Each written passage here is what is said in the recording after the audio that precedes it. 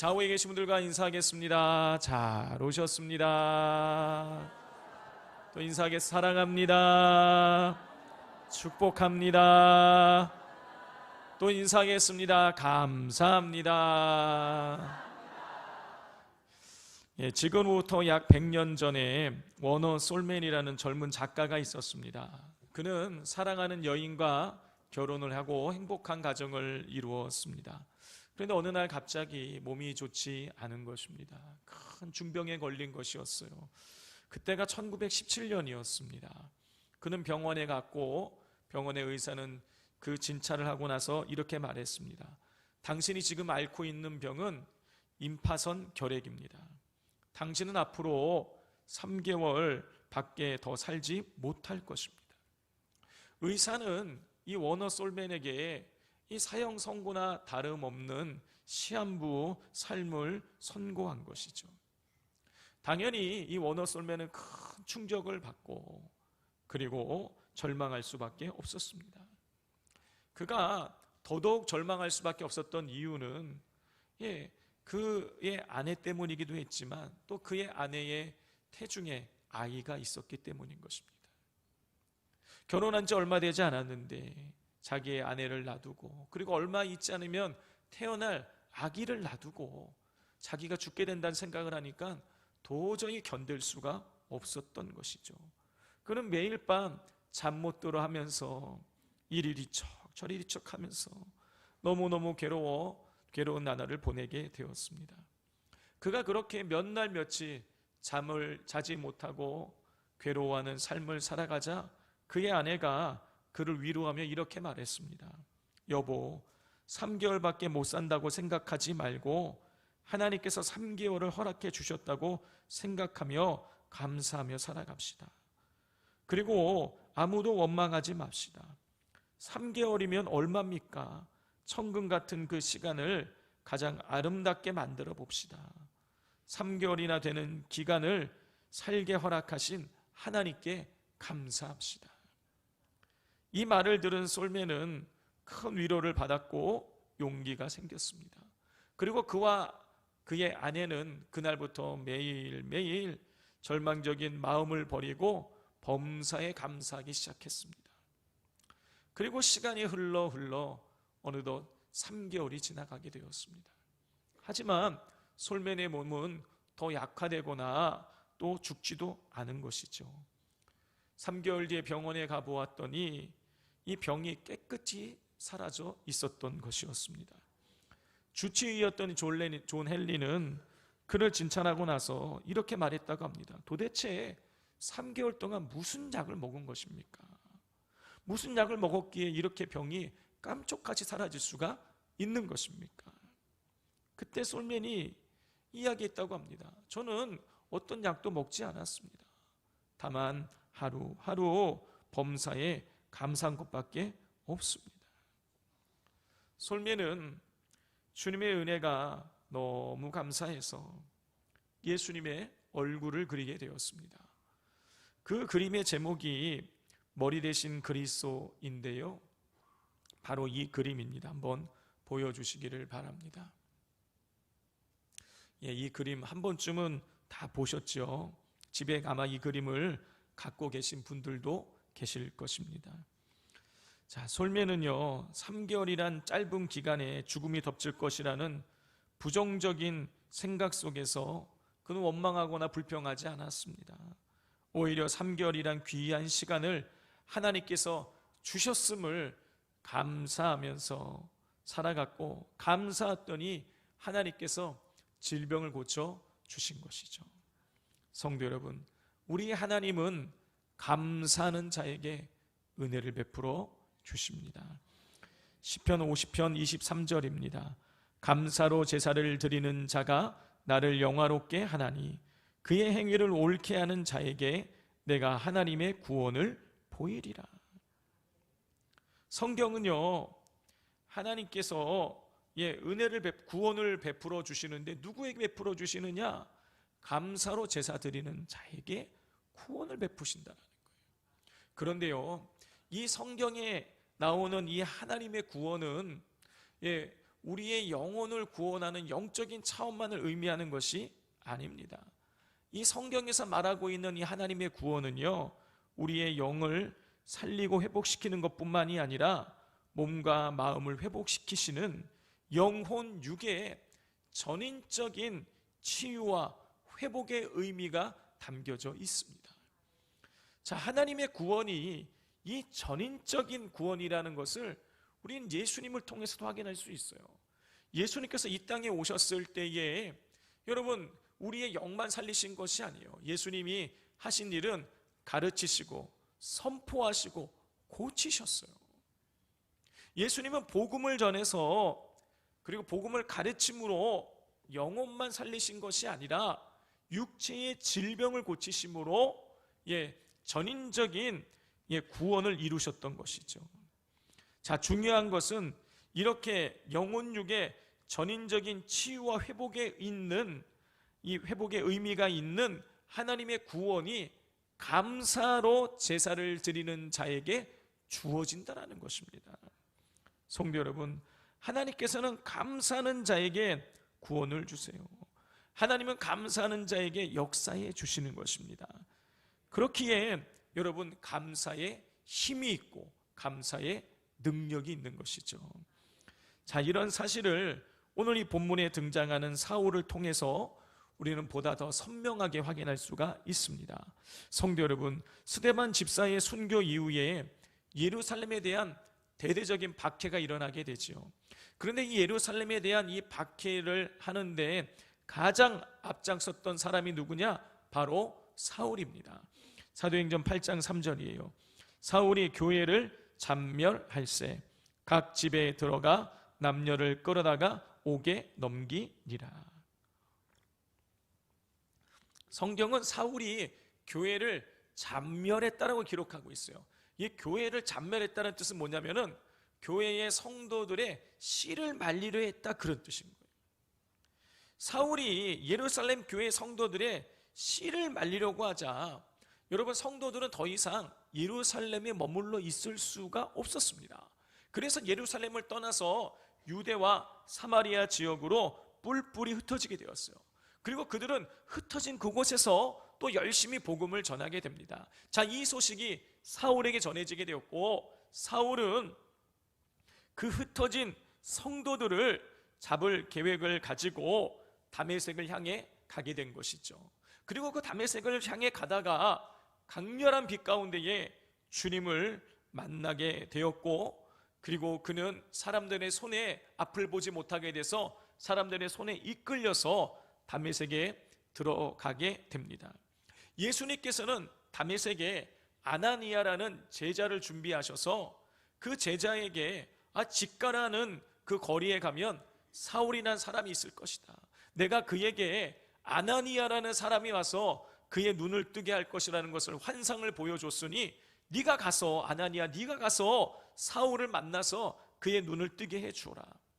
아나니아가 직가라는 거리로 가서 사울을 만나서 그에게 안수하여 그를 다시 보게 만들었습니다. 그리고 나서 오늘 본문 19절 말씀을 보면 이 아나니아가 3일 동안 아무것도 먹지 못하고 있었던 이 사울에게 먹을 것을 줌으로 그의 건강이 완전히 회복되는 것을 우리가 볼 수가 있어요. 자, 그렇게 이 사울이 아나니아를 통해서 눈도 보게 되고 건강도 회복하게 되고 난 이후에 이 사울은 다메섹 지역에 있는 제자들, 다시 말해서 다메섹 지역에서 예수님을 잘 믿는 사람들과 함께 며칠을 보내게 됩니다.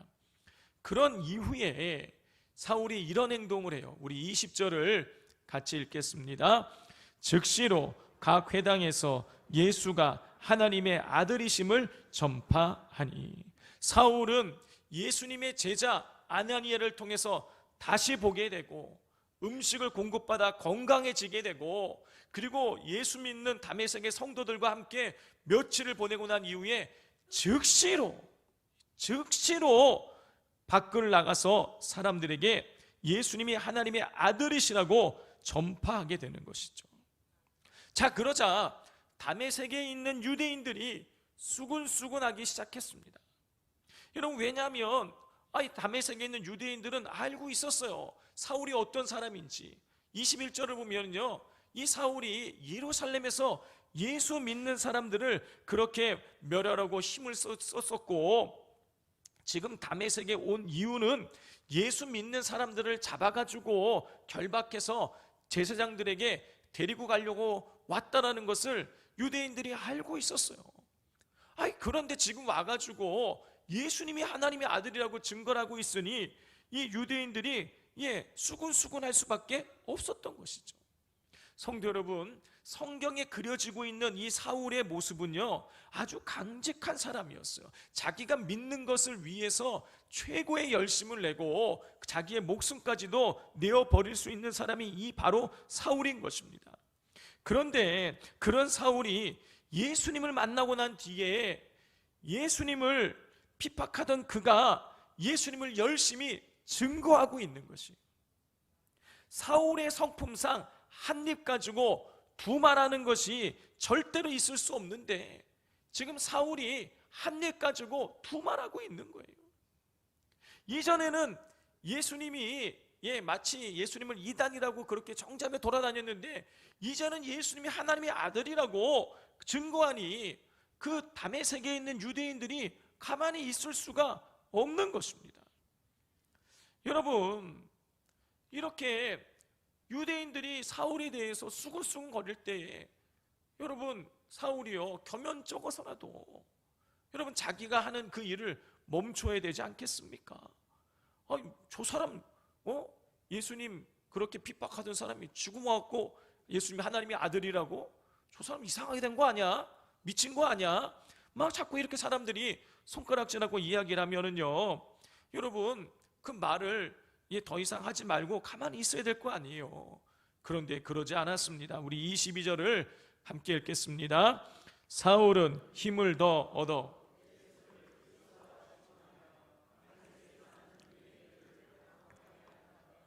다메섹에 있는 사람들이 사울을 보고, 당신 이상하다, 이전에 예수 믿는 사람 핍박하고 여기 온 이유가 예수 믿는 사람 잡아가려고 왔는데 지금 예수님이 하나님의 아들이라고, 당신 이상한 사람 아니야? 자꾸 이렇게 얘기했음에도 불구하고 사울은요, 더 힘을 내가지고 예수님이 그리스도라고 그렇게 증언을 하게 되는 것이죠. 여러분, 유대인 입장에서는요, 자신들이 수군거림에도 불구하고 더 뻔뻔하게 예수님이 그리스도라고 증거하는 이 사울을 보면서 당황할 수밖에 없는 것이죠. 상황이 이렇게 돌아가자 유대인들은 가만히 있을 수가 없었습니다. 23절을 보면 이 유대인들은요, 이 사울을 죽이기로 공모를 해요. 그리고 24절을 보면 사울을 잡아 죽이기 위해서 사울을 잡으려고 밤낮으로 다메섹의 성문을 지키는 거예요. 사울이 눈에 띄기만 하면 잡아가지고 죽이려고 했던 것이죠. 자, 이렇게 상황이 돌아가자 이 다메섹에 있는 제자들은 이 사울을 밤에 광주리에 담아가지고 성 밖으로 달아서 내려서 도망치게 만드는 것이죠. 자, 다메섹에서 겨우 목숨을 건지고 이 사울은 예루살렘으로 돌아오게 됩니다. 그리고 예루살렘에 돌아와서 누구에게 찾아가느냐? 예수님의 제자들, 예수님의 사도들을 찾아가는 거예요. 자, 그런데 사도들 입장에서는요, 이 사울을 함부로 받아들일 수가 없는 거예요.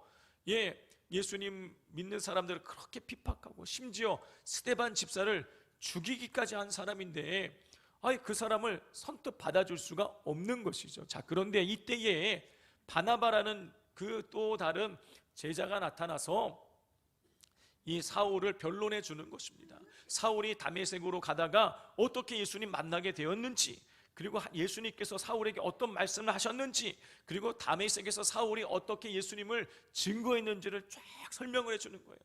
그 이야기를 듣자 이 예수님의 제자들이, 사도들이, 이 예루살렘에 있는 교회 성도들이 이 사울을 받아줍니다. 우리 28절을 같이 읽겠습니다.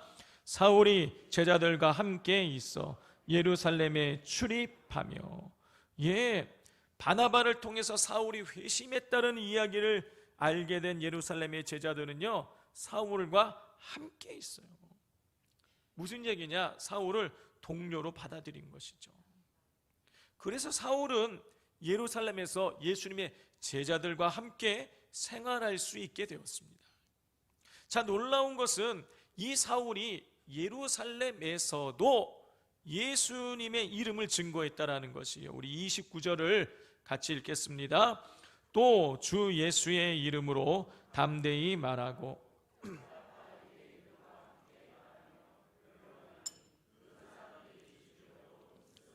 성도 여러분, 사울은 이미 다메섹에서 예수님 증거하다가 죽을 뻔했어요. 그런데 지금 예루살렘에 와서 다른 곳도 아니고 자기가 그렇게 교회를 열심히 핍박했던 그 예루살렘에 와서 지금도 핍박이 계속되고 있는 그 예루살렘에 와서 이 사울이 예수님의 이름을 또 증거하고 있는 것이죠. 사도행전 여러분, 그런데 지금 우리 이 29절을 보면 이 사울이 누구를 찾아갔다고 기록되어 있습니까? 헬라파 유대인들과 함께 말하며 변론하니 이렇게 되어 있어요. 이 사울이 지금 찾아간 사람이 누구냐? 누구에게 지금 복음을 전하고 있는 거냐? 헬라파 유대인들이에요. 여러분, 이 사도행전 6장 9절을 보면 이 스데반 집사가 자유민들과 해외에서 지금 예루살렘을 찾아온 그 자유민들과 변론을 하게 됩니다. 논쟁을 하게 돼요. 그런데 이 자유민들이 스데반 집사를 논쟁에서 이기지 못하니까 어떻게 하느냐? 그 돈을 주고 사람을 매수해서 이 스데반 집사가 모세와 하나님을 모독했다라고 거짓 증언하게 만드는 거예요. 자, 그래서 스데반 집사가 이 사내들인 공회에 끌려가게 되고 결국에는 돌에 맞아 죽게 되는 것이에요. 그러니까 이 자유민들이 이 스데반 집사를 죽이는 데 있어서 아주 중추적인 역할을 했던 사람들인 거예요. 자, 그런데 지금 이 자유민들이 어떤 사람들이냐? 헬라파 유대인들의 일원인 거예요. 그런데 지금 29절을 보면 사울이 헬라파 유대인들을 찾아간 거예요. 스데반 집사를 죽이는데 가장 앞장섰던 그 사람들을 찾아가서 바울이 예수님에 대해서 증거를 하고 있는 것이죠. 당연히 헬라파 유대인들이 가만히 있지 않지요. 사울을 또 죽이려고 했습니다. 그래서 30절을 보면 이 예루살렘에 있는 교회의 형제들이 사울을 예루살렘에서 가이사랴라는 곳으로 피신을 시키게 되는 것이죠. 성도 여러분, 제가 어릴 적에 살던 동네가 지금도 가면 제가 어릴 적에 살던 그 집이 그대로 있습니다. 지금 40년, 50년이 됐는데 그대로 있어요. 그 동네에 제가 어릴 적에는 그 동네가 굉장히 컸다고 생각하는데 최근에 가보니까 그렇게 큰 동네가 아니더라고요. 근데 그 동네에 이 찻길이 하나 있었습니다. 왕복 한 3차선 정도 되는 그렇게 큰 찻길이 아니에요. 근데 이 길이 그 당시에 굉장히 동네에서는 큰 길이었고 이 길을 사이에 두고 저쪽 마을과 이쪽 마을이 이렇게 나뉘어져 있었어요. 뭐 어른들은 상관없는데 괜히 우리 아이들끼리는요, 저쪽 마을과 우리 마을을 이렇게 분리하고 괜히 감정이 좋지 않은 거예요. 저쪽 마을 애들이 우리 쪽으로 오면 싫어하고 우리가 저쪽 가면 싫어하고 이렇게 됐어요. 그러다가 어느 날 전쟁이 일어나게 되었습니다. 아이들끼리 막 돌 던지고 막 이러면서 서로 막 전쟁을 하게 되었어요. 이게 며칠을 이제 그렇게 하고 지냈는데 어느 날 저희 집에 새들어 살던 저보다 한 살 어린 정호라는 아이가 있었는데 이 정호가 저쪽 아이들에 의해서 끌려가게 된 거예요. 잡혀가게 된 거예요. 그래서 형들이 저한테 몰래 가서 정호가 어떻게 됐는지를 보고 와라. 그래가지고 제가 뒤로 돌아가갖고 가서 가만히 봤더니 정호가 전봇대에 묶여 있는 거예요. 전봇대에 묶여갖고 막 울고 있는 거예요. 그래서 제가 돌아와가지고 정호 어머니한테 정호가 지금 전봇대에 묶여서 울고 있습니다. 이러니까 이 정호 어머님이 그냥 작대기를 들고 가지고 이놈들 해가지고 막 해서 정호를 구출해 와가지고 전쟁에서 저희가 승리를 하게 되었습니다.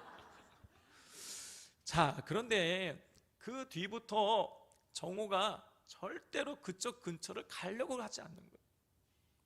괜히 또 갔다가 그쪽에 있는 형들한테 잡혀갈까봐 절대 거기 가지 않는 거예요. 여러분, 정상적인 사람이라면 자기가 어떤 행동을 해서 크나큰 어려움을 겪게 되면 다시는 똑같은 행동을 하지 않게 되는 것이죠. 이게 사람의 본능인 거예요. 그런데 지금 사울은요, 다메섹에서 이미 예수님 전하다가 이미 한번 죽을 뻔했어요. 그런데 지금 예루살렘에 와서 또다시 예수님을 증거하고 있는 거예요. 그것도 스데반 집사를 죽이는데 앞장섰던 헬라파 유대인들을 찾아가서 예수님이 그리스도라고 그렇게 증거를 하고 있는 것이죠. 자, 여러분, 지금 사울이 복음을 전하지 않아도 돼요. 지금 사도들이 열심히 전하고 있어요. 예루살렘 교회 성도들이 예수님에 대해서 복음을 전하고 있습니다. 사울이 굳이 나서서 그렇게 목숨 걸고 나서가지고 복음 전하지 않아도 될 상황이에요. 그런데 사울이 다메섹에서 그런 어려움을 겪었음에도 불구하고, 그리고 또 복음을 전할 또 다른 사람이 있음에도 불구하고 지금 목숨 걸고 이 예루살렘에서 복음을 전하려고 하고 있는 거예요. 여러분, 왜 그랬을까요? 왜 사울은 왜 그렇게 목숨을 걸고 자기가 위태위태하실 것을 알고 있음에도 불구하고 왜 그렇게 예루살렘에 와서 또다시 복음을 증거하려고 한 것일까요? 여러분, 그 이유에 대해서 제가 며칠 동안 이 말씀을 읽고 또 읽고 하면서 저에게 깨달아진 것이 있습니다. 그건 뭐냐? 감사했기 때문이에요. 뭐가 감사했냐? 첫 번째로는 예수님께 대해서 너무너무 감사한 거예요. 여러분, 디모데전서 1장 13절을 보면 바울이 자기 자신에 대해서 이런 고백을 합니다. 내가 전에는 비방자요, 박해자요, 폭행자였으나 도리어 긍휼을 입은 것은. 바울은요, 자신이 이전에는, 예수 믿기 전에는 자기가 비방하고 예수 믿는 사람들을 비방하고 예수 믿는 사람들을 박해하고 그리고 예수님 믿는 사람들을 폭행했던 자였는데, 이런 자기에게 예수님께서 긍휼을 베푸셨다는 거예요. 그리고 그 자기가 받은 그 긍휼에 대해서 구체적으로 이렇게 언급을 합니다. 디모데전서 1장 16절이에요. 그러나 내가 긍휼을 입은 까닭은 예수 그리스도께서 내게 먼저 일체 오래 참으심을 보이사, 이렇게 돼 있어요. 바울은요, 자신이 그렇게 비방자고 박해자고 폭행자였음에도 불구하고 자기가 그렇게 긍휼을 입게 된 이유가 뭐냐? 그건 자기가 어떤 의가 있기 때문이라는 것, 의가 있기 때문이 아니라, 자기가 어떤 선행을 했기 때문이 아니라 오직 예수님께서 나에 대해서 오래 참아주셨기 때문이다.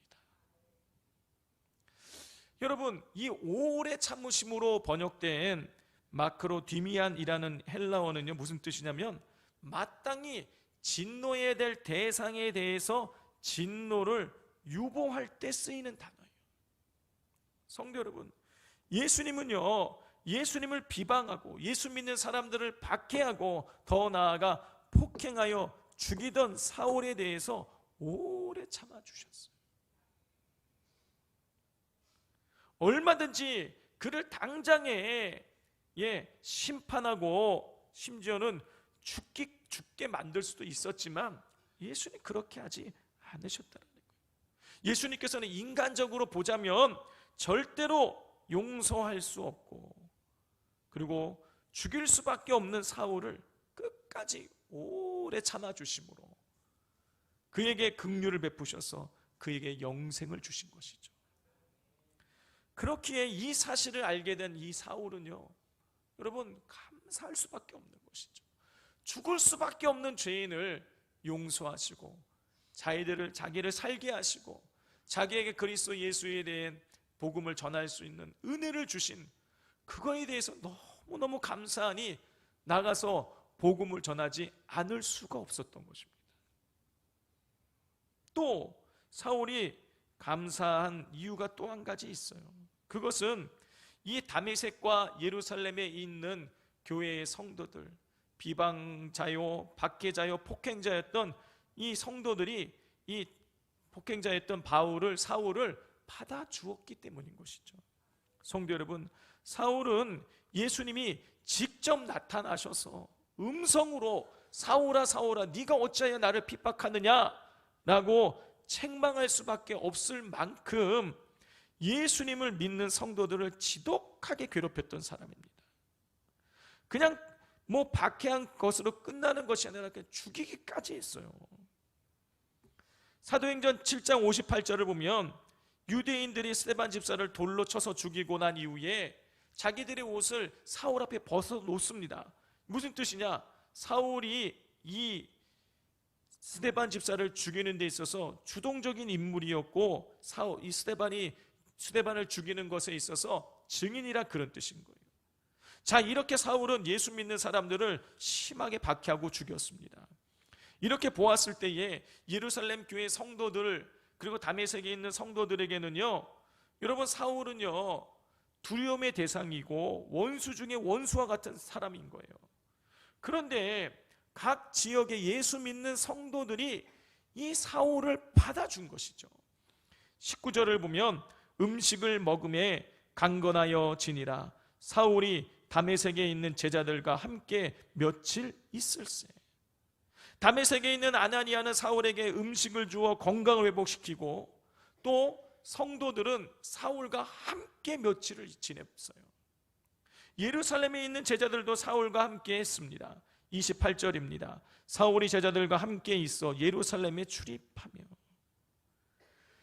다메섹에 있는 성도들도 예루살렘에 있는 성도들도 여러분 모두 사울과 함께 했어요. 여러분 사울과 함께 했다는 얘기는요 단지 그냥 한 공간 안에 있었다 이런 의미가 아니에요. 함께 했다는 얘기는 교회 공동체의 일원으로 자신들의 형제로 사울을 받아주었다 그런 뜻인 거죠. 성도 여러분, 사울은요 받아들여질 수 없는 존재였어요. 그런데 성도들이 사울을 원수 같은 자기를 용납받을 수 없는 자기 자신을 받아준 것이죠. 형제로 받아준 것이에요. 여러분 사울 입장에서는 도저히 용납될 수 없는 자기를 용납하고 공동체의 일원으로 받아들여지는 그것을 느낄 때에 이 공동체와 함께 복음을 전하지 않을 수가 없었던 것이죠. 여러분 그 감사의 그 마음을 힘입어서 예수님께 대한 감사, 성도들에 대한 그 감사의 마음에 힘입어서 사울은 목숨 걸고 나가서 복음을 전하게 된 것입니다. 성도 여러분, 감사는 죽음의 두려움도 이기게 만듭니다. 감사는 힘이 있습니다. 감사는 사람을 변화시키고 상황을 변화시킵니다. 여러분 그러므로 우리가 어렵고 힘든 순간일수록 더욱 감사해야 되는 것이죠. 상황과 환경을 뛰어넘어 우리가 범사에 감사할 때에 하나님께서 우리 인생을 바꾸시고 우리의 마음을 바꾸시고 상황과 환경을 바꾸어 주실 것입니다. 감사하심으로, 범사에 감사하심으로 감사를 통해 역사하시는 하나님의 힘과 능력을 누리게 되시기를 주님의 이름으로 축복을 드립니다.